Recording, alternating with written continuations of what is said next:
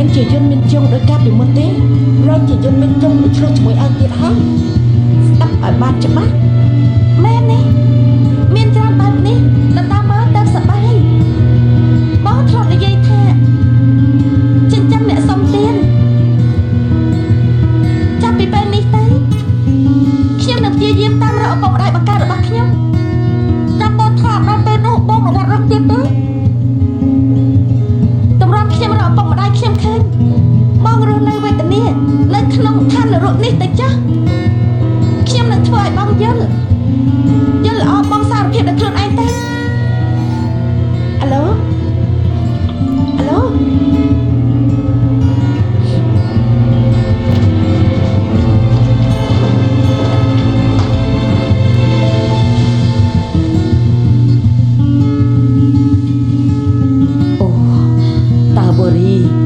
ទៅស៊ីស្អីមកទើបឆេះដូចភ្លើងបែបនេះ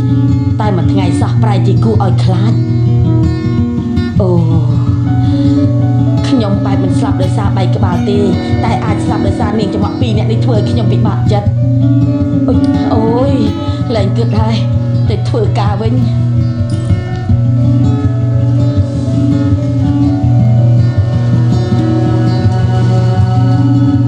គេចង់រកបានមកបង្កើតឬគេនឹកឃើញការចងចាំហើយ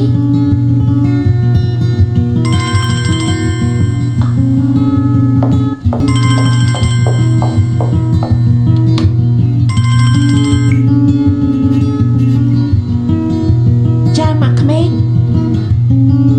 ចេះហ៊ីកំពុងងូតទឹកគ្រប់គ្នាដល់ផ្ទះហើយមែនទេដែលខ្ញុំទេទៅព្រោះមានរឿងចង់និយាយជាមួយឯងជាមួយខ្ញុំមែនទេរឿងអីទៅពេលយកខោអាវប្រពៃណីទុកក្នុងបន្ទប់ឯងខ្ញុំពិតជាគ្មានចេតនាទេគឺបានឃើញរូបថតឯងកាលនៅពីក្មេងរូបខ្ញុំពីក្មេងខ្ញុំគ្មានថាម៉េចម៉ាក់បានឃើញហើយហ៎ម៉ាក់ចោតទៅរើប៉ាលីក្នុងបន្ទប់ខ្ញុំមែនទេប្រាប់ហើយថាខ្ញុំឃើញតែចៃដន្យទេហើយពេលនេះចេះហាបានយកទៅឲ្យម្ចាស់ដើមគេហើយខ្ញុំគ្រាន់តែប្រាប់ឲ្យដឹងម្ចាស់ដើមស្អីតើបានន័យថាម៉េចមករើបន្ទប់គេនៅមិនគ្រប់ថែមទាំងយកទៅទៀតក្រៃនោះជារូបអូនហ៊ីនៅត្រាប់ TV មែនទេមិនរូបឯងណាឲ្យទៅខុសស្អីទៅមើលតែឯងយករបស់អ្នកដទៃមកដែរហើយមកចាប់ចិត្តទេឲ្យសំដៅទៅប៉ុណ្ណឹងសិនចា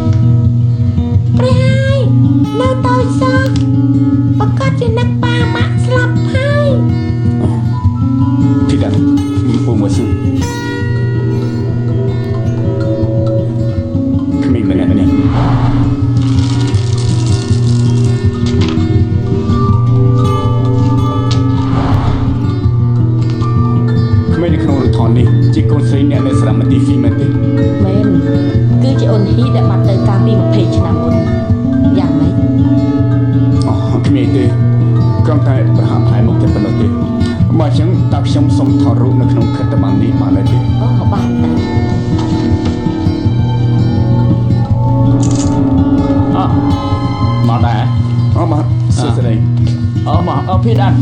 នៅពីនេះទេ ថ្ងៃនេះពោខ្លះក្មុំចេញពីធ្វើការឆាប់មែន មិនចេញពីធ្វើការទេត្រូវគេដេញចេញ